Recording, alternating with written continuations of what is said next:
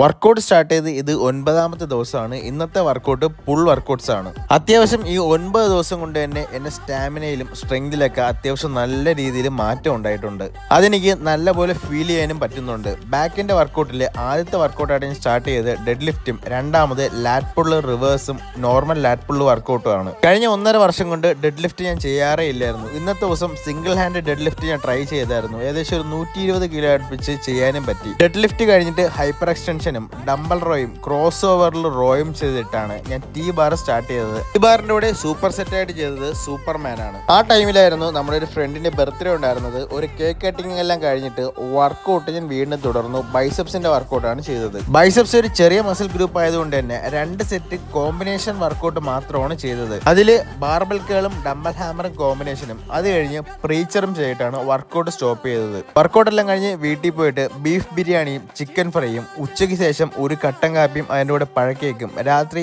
ചോറും ഫിഷും എല്ലാം കഴിച്ചിട്ടാണ് റെസ്റ്റ് ചെയ്തത്.